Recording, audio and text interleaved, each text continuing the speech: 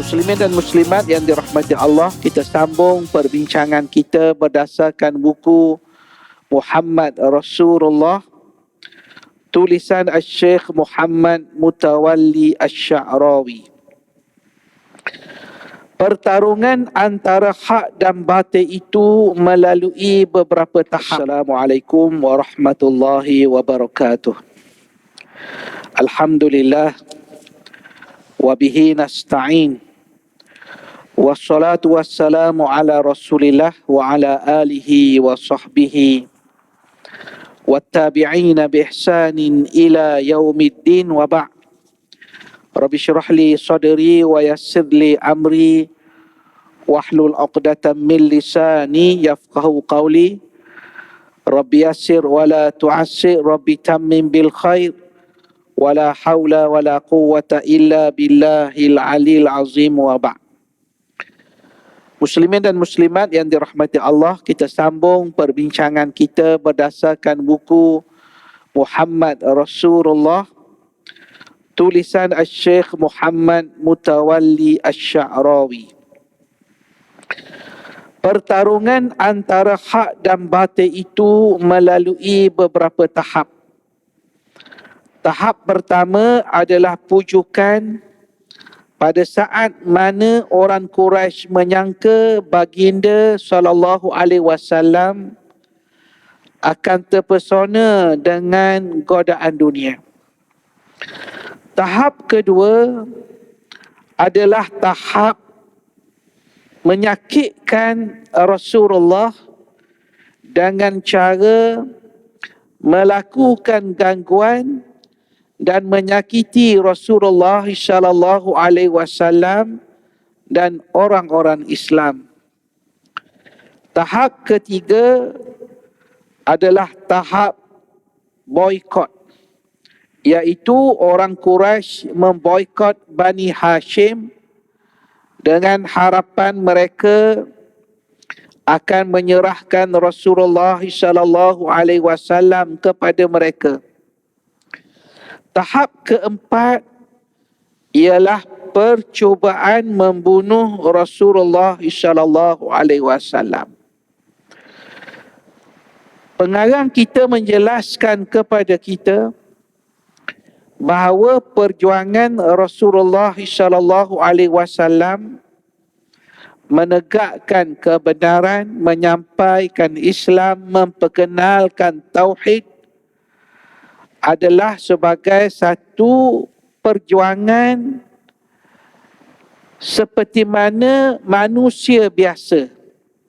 Maksudnya ialah Rasulullah sallallahu alaihi wasallam ditentang, Rasulullah dimaki, Rasulullah disakiti.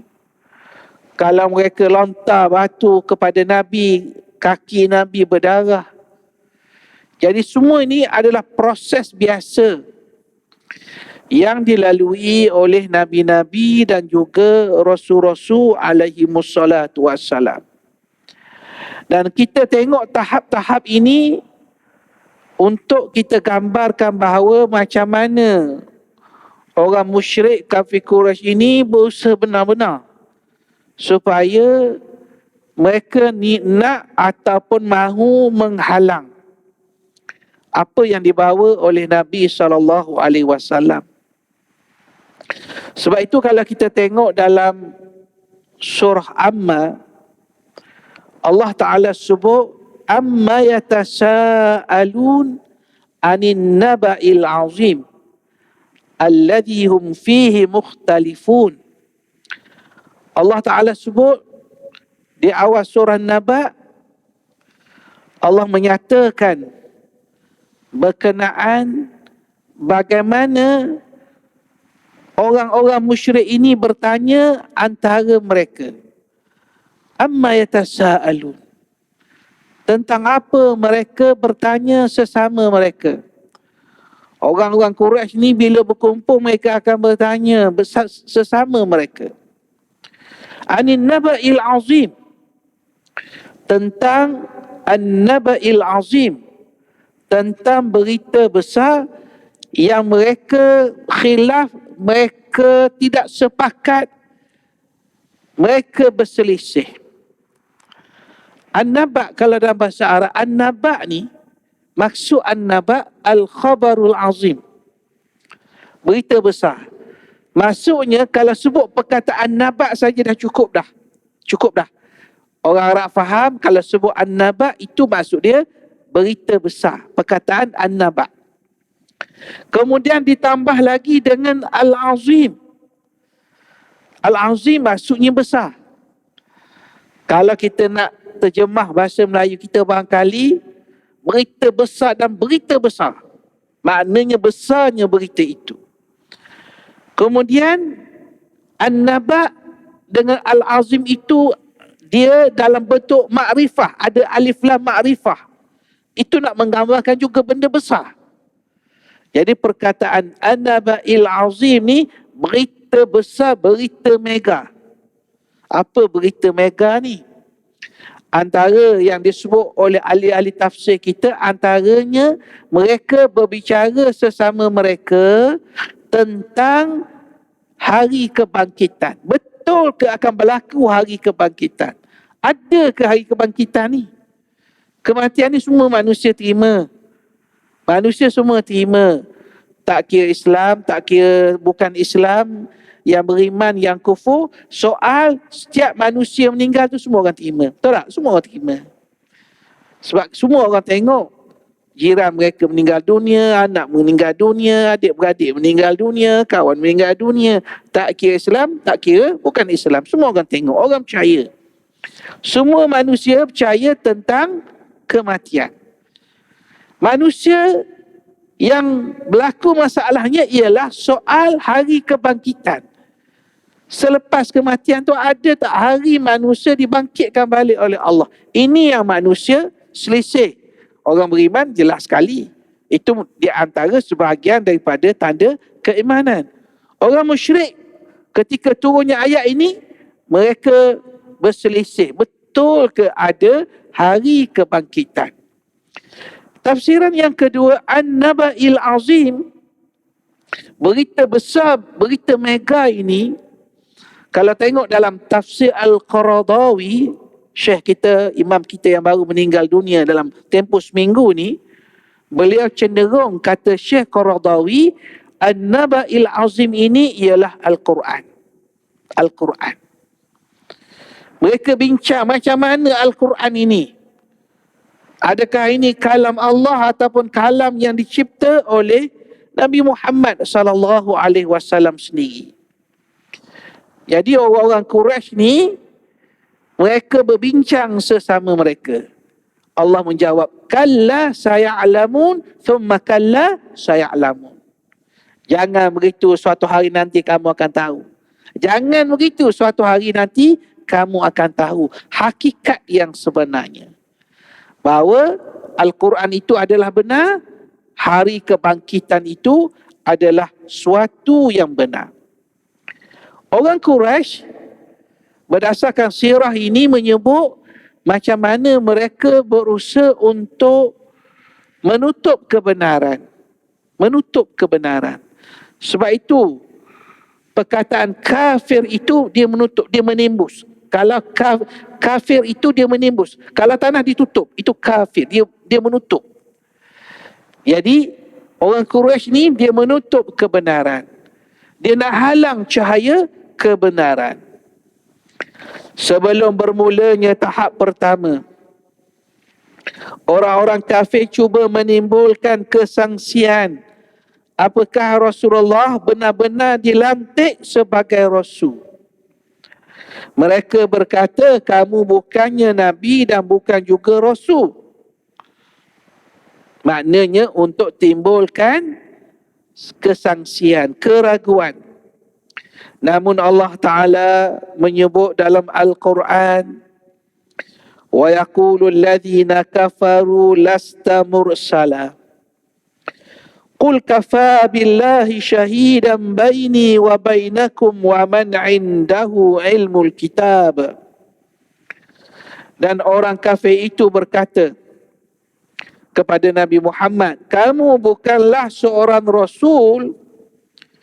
Katakanlah, wahai Muhammad, Cukuplah Allah menjadi saksi antaraku denganmu dan juga disaksikan oleh orang yang ada ilmu pengetahuan mengenai kitab Allah. Jadi orang kafir ni nak timbulkan syak, wasangka, keraguan bahawa Nabi itu bukan Rasul yang dibangkitkan oleh Allah. Usaha menimbulkan kesangsian ini tidak memberi apa-apa kesan, di mana risalah dakwah Nabi SAW terus berjalan dan berkembang. Bilangan orang yang beriman semakin bertambah. Tak kala itu berkatalah orang kafir tersebut. Jadi nak timbulkan keraguan ni nampak tak jalan, tak jadi. Jadi idea barunya, apa idea baru? Mari kita tawarkan ganjaran dunia kepadanya. Kita tawarkan ganjaran dunia kepadanya. Mudah-mudahan dia meninggalkan dakwah ini dan berpaling daripadanya. Mereka pun berkata kepada baginda SAW, kata orang Quraisy, jika kamu bawakan bicara kamu ini kerana hendakkan harta, kamu cakap tentang iman, tentang tauhid, tentang risalah ni, sebabnya kamu hendakkan harta, kami akan kumpulkan harta benda kami sehingga menjadikanlah kamu orang yang terkaya. Jadi ini habuan dunia. Habuan dunia. Ada orang berpaling daripada kebenaran sebabnya kerana habuan dunia. Habuan dunia. Orang yang jujur, orang yang baik, tiba-tiba bertukar sebaliknya. Kenapa? Kerana habuan dunia. Boleh macam tu, seperti mana yang pernah mereka usahakan untuk Nabi SAW.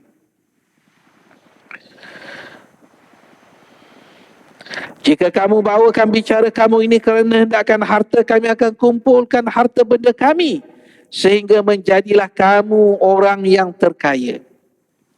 Jika kamu hendakkan kemuliaan dalam kalangan kami, maka kami lantik kamu menjadi ketua yang memimpin kami. Satu lagi, orang sanggup menolak kebenaran ini walaupun asalnya berpegang kepada kebenaran, kerana mereka hendakkan asyaraf, hendakkan kemuliaan, hendakkan pangkat, hendakkan kedudukan. Maka kami akan lantik kamu menjadi ketua yang memimpin kamu. Jika kamu hendakkan kerajaan, pemerintahan, maka kami akan tabalkan kamu menjadi raja kami. Jika apa yang datang kepada kamu ini disebabkan jin yang mengganggu kamu, maka kami akan usahakan dengan harta benda untuk merawat kamu sehingga kamu sembuh daripadanya. Jadi semua yang mereka tawarkan ini, seperti mana yang kita ketahui, semuanya ditolak oleh Nabi SAW. Dan ketika mereka menawarkan keduniaan ini, mereka gunakan bapa saudara Nabi yang masih hidup ketika itu, Abu Talib. Jadi bila Abu Talib beritahu kepada Rasulullah tawaran orang Quraisy, Nabi berkata, wahai bapa saudaraku, demi Allah, jika mereka letakkan matahari di kananku dan bulan di kiriku, supaya aku meninggalkan urusan ini, aku binasa dengan sebabnya, nescaya aku tidak akan meninggalkannya. Maknanya Rasulullah SAW secara jelas memberitahu kepada Abu Talib, dia tidak akan berganjak daripada menyampaikan kebenaran. Bermulalah pada tahap yang kedua. Mereka berkata sesama mereka, walaupun kita tidak mampu menguasai Muhammad, kita mampu menguasai pengikut-pengikutnya. Kita akan seksa setiap orang yang beriman dengan risalah Muhammad SAW. Kita kalau tak boleh beri tekanan kepada Muhammad, kita tekan, kita seksa pengikut-pengikutnya. Tapi pengikut-pengikut Rasulullah SAW ini, orang yang dibimbing oleh Nabi ni, mereka ni tuan-tuan, manusia luar biasa. Manusia luar biasa ni bukan dari sudut gagah, kuat, tenaga, bukan. Itu macam kita juga, sama je kodrat tu. Kekuatan mereka, sahabat-sahabat Nabi ni, iman mereka ni kental, kuat. Iman mereka ni kuat. Cuba bayangkan begini tuan-tuan. Ketika berlaku peristiwa hijrah ni, kalau kita ambil cerita selepas tu, mereka yang hijrah bersama Nabi ni sanggup tinggalkan apa saja. Pasangan, keluarga, harta benda, semua ditinggalkan. Itu sesuatu yang sangat luar biasa. Lalu bermulalah tahap kedua, iaitu tahap penyiksaan. Keluarga Yasir merupakan mangsa pertama yang mereka korbankan menjadi syuhada dalam Islam. Keluarga Yasir. Dan keluarga Yasir ini berasal dari Yaman dan memeluk Islam di Mekah. Mereka adalah ahli Yasir ni. Keluarga Yasir ni siapa dalam keluarga Yasir ni? Yasir, isterinya Sumayyah, serta anak mereka Ammar bin Yasir. Abu Jahal dan orang kafir lain cuba mengalihkan mereka supaya keluar daripada agama ini. Namun mereka tidak berjaya. Bawa ke padang pasir, seksa mereka terus menerus. Tak kala Rasulullah melihat begitu, baginda bersabda, bersabarlah hai keluarga Yasir. Sesungguhnya janji untuk kalian ialah syurga. Abu Jahal terus menusuk perut Sumayyah dengan tombaknya sehingga membunuhnya dan suaminya.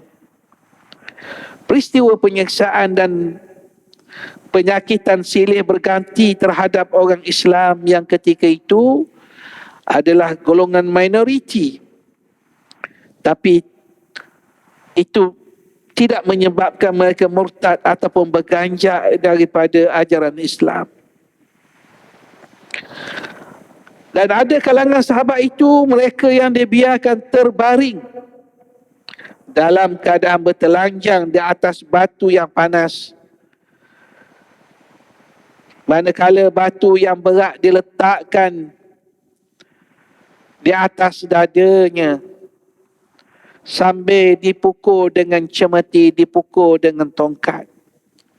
Bayangkan tuan-tuan, baring atas batu yang panas, kemudian atas dada letak batu yang besar. Syekh Syarawi tak sebut siapa sahabat ini, tapi kita tahu cerita ni cerita masyhur. Cerita yang masyhur, sahabat itu ialah Bilal ibn Rabah, yang akhirnya Bilal ibn Rabah ni mendapat kemuliaan menjadi muazzinur Rasul, orang yang melaungkan azan.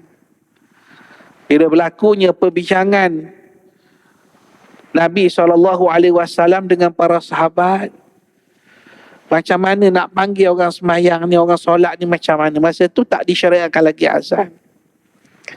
Jadi sahabat-sahabat ni beri pandangan yang pelbagai. Ada 3 pandangan.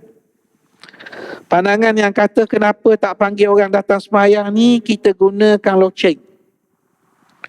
Pandangan yang kedua, ada sahabat kata kenapa kita tak gunakan trompet. Pandangan yang ketiga, pandangan yang diberikan oleh Sayyidina Umar.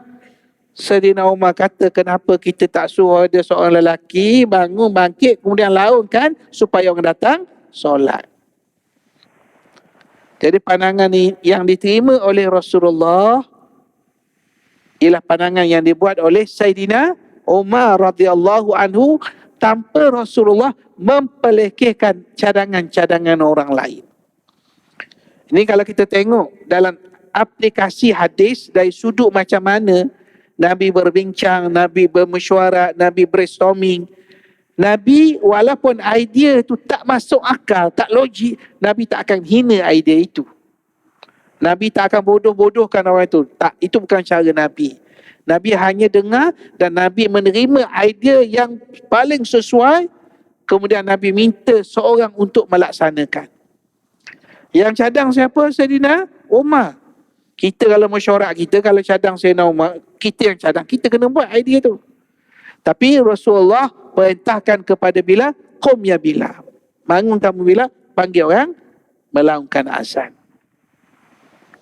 Bilal mendapat kedudukan yang tinggi di sisi Rasulullah sallallahu alaihi wasallam. Tetapi Bilal ketika itu tetap menyebut ahadun ahad. Ahadun ahad. Allah yang Maha Esa, Allah yang Maha Esa. Langit menyaksi apa yang berlaku. Allah Ta'ala turunkan ayat Al-Quran yang memberikan ketetapan jiwa kepada orang mukmin dan menyampaikan berita gembira dengan kemenangan. Ini mukjizat Quran, tuan-tuan. Mukjizat Quran. Apa mukjizat dia? Ketika orang Islam ditekan, orang Islam dibunuh, orang Islam diherdik, orang Islam dihina, turun ayat Quran, sayuhzamul jam'u wa yuwalluna dubur. Kumpulan mereka yang bersatu itu tetap dikalahkan dan mereka pula akan berpaling lari.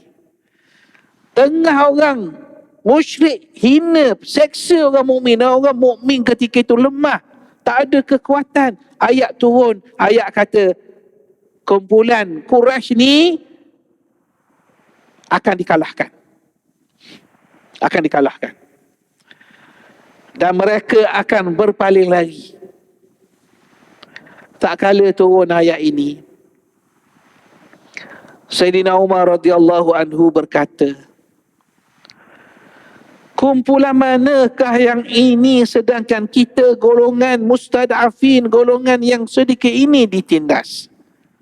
Sayyidina Umar pun tak boleh nak relate ketika itu ayat tu. Orang Islam tengah diseksa, tiba-tiba ayat kata orang kafir Quraisy akan kalah dan mereka akan lari bertempiaran. Kemudian tak lama selepas itu, apabila berlakunya peperangan Badar, ini selepas hijrah Rasulullah ke Madinah, dan tentera kafir tewas lalu berpatah ke belakang, maka berkatalah Umar ingat balik ayat yang turun dulu tu, waktu orang Islam diseksa ni. Apa kata Umar? Umar kata, engkau benar wahai Tuhanku. Betul, betul. Sayuhzam, dia pun baca ayat sayuhzamul jam'u wa yuwalluna dubur. Kumpulan mereka yang bersatu itu tetap akan dikalahkan dan mereka pula akan berpaling lari. Rasulullah juga tidak terselamat daripada disakiti. Ummu Jamil, isteri Abu Lahab, mencampakkan kotoran dan duri di tempat baginda lalu untuk pergi solat. Tak kala turunnya firman Allah, Tabbat yada abi lahabin watab, ma aghna anhu maluhu wa ma kasab, sayasla naran dhata lahab, wa imra'atuhu hammalatal hatab, fi jidiha hablum min masad. Binasalah kedua-dua tangan Abu Lahab, dan binasalah ia bersama. Hartanya dan segala yang diusahakannya tidak dapat menolongnya. Ia akan menderita bakaran api neraka yang marak menjulang. Dan juga isterinya seorang perempuan pemunggah kayu api. Di lehernya sejenis tali dari tali-tali yang dipintal. Ummu Jamil pun segera datang kepada Rasulullah membawa seketul batu yang besar dan dia nak menghempaskan batu itu ke atas kepala Rasulullah. Bukan Abu Lahab ni, Ummu Jamil, isteri Abu Lahab buat kerja ni. Tak kala itu Rasulullah sedang duduk bersebelahan Abu Bakar dan Ummu Jamil hanya melihat Abu Bakar tanpa dapat melihat Rasulullah. Dia pun bertanya, Abu Bakar, mana sahabat kamu? Abu Bakar diam, lalu dia pun beredar. Setelah itu, Abu Bakar radhiyallahu anhu berkata kepada Rasulullah, apakah dia tidak melihat Tuhan? Baginda menjawab, Allah telah menutupkan pandangannya daripada aku. Padahal Rasulullah duduk sebelah Abu Bakar As-Siddiq radhiyallahu anhu. Abu Jahal pernah pergi membawa seketul batu besar untuk membunuh Rasulullah. Jadi sebenarnya cubaan membunuh Rasulullah ni acap kali. Yang kita baca dalam sirah sebelum berlakunya hijrah, mereka nak bunuh secara ramai-ramai. Itu di antara usaha-usaha dan juga perancangan jahat yang mereka lakukan. Wa makaru wa makarallah wallahu khairul makirin. Wa makaru, dan mereka itu membuat tipu daya jahat, perancangan jahat. Wa makarallah, dan Allah membalas ataupun bertindak kepada perancangan jahat mereka. Wallahu khairul makirin. Allah dialah sebaik-baik untuk menghapuskan tipu daya mereka. Jadi al-makar ni tuan-tuan puan-puan, tipu daya, dia benda negatif. Dia bukan perancangan biasa. Jadi kalau kita contoh selalu kadang-kadang orang cakap, termasuk orang bagi ceramah motivasi, khusus motivasi, dia kata kita merancang, Allah merancang, perancangan Allah terbaik. Lalu dia baca wa makaru wa makarallah. Itu tidak tepat. Pasal apa tak tepat? Wa makaru ni adalah perancangan jahat. Perancangan jahat. Jadi tak sesuai guna ayat wa makaru wa makarallah. Faham maksud saya kan? Wallahu khairul makirin. Tak tepat. Tak tepat. Sebab ini bukan perancangan biasa. Al-makar ni maksud dia tipu daya. Tipu daya. Baik. Abu Jahal pernah pergi bawa seketul batu besar untuk membunuh Rasulullah. Dia pun menanti di dalam Kaabah sampai Rasulullah tiba dan sujud. Tak kala itu Abu Jahal pun segera hendak melaksanakan apa yang dikehendakinya. Sebelum Abu Jahal sampai ke tempat Rasulullah, batu yang dipegangnya jatuh dari tangannya dan dia bergegas pergi dalam keadaan ketakutan. Tak berjaya. Allah Ta'ala halang. Orang pun bertanya kepadanya. Kepada siapa? Kepada Abu Jahal. Apa yang terjadi? Dia jawab, aku melihat binatang liar yang aneh yang hampir-hampir membunuhku. Tentang hal itu Rasulullah SAW ditanya, siapakah gerangannya itu? Lalu baginda menjawab, itulah Jibril. Jika Abu Jahal mara selangkah lagi, binasalah dia. Jadi usaha jahat yang nak dibuat oleh orang Quraisy ni tak berjaya. Bahkan bilangan orang yang beriman daripada masa ke semasa semakin meningkat. Bertambah ramai orang yang beriman kepada Allah. Segala perancangan jahat manusia gagal untuk menghalang nur Allah daripada masuk ke dalam hati. Golongan kafir Quraisy merasa bingung dengan yang mereka sifatkan agama baru. Islam ni bagi mereka agama baru. Sebenarnya Islam ni bukan agama baru. Islam ni agama yang pernah dibawa oleh Nabi-Nabi dan juga Rasul-Rasul alaihi wassalatu wassalam. Walaqad ba'athna fi kulli ummatin rasula an ya'budullah wajtanibu taghut. Kami telah membangkitkan pada setiap umat itu, ada rasul, tugasnya ialah an ya'budullah wajtanibu taghut. Tugasnya ialah mengajak manusia beriman kepada Allah dan menjauhi segala bentuk taghut, pengabdian lain daripada Allah Subhanahu wa taala. Jadi mereka bingung. Pasal apa? Orang-orang beriman ni, mereka ni mempunyai kekuatan yang luar biasa. Akhirnya mereka tidak berupaya menemui jawapannya. Mereka pun membuat tambahan dengan berkata, reka fitnah baru. Apa dia? Baginda adalah tukang sihir yang berjaya menyihir mata dan hati manusia. Tetapi mereka lupa bahawa orang disihir tidak memiliki kehendak sendiri bersama penyihir.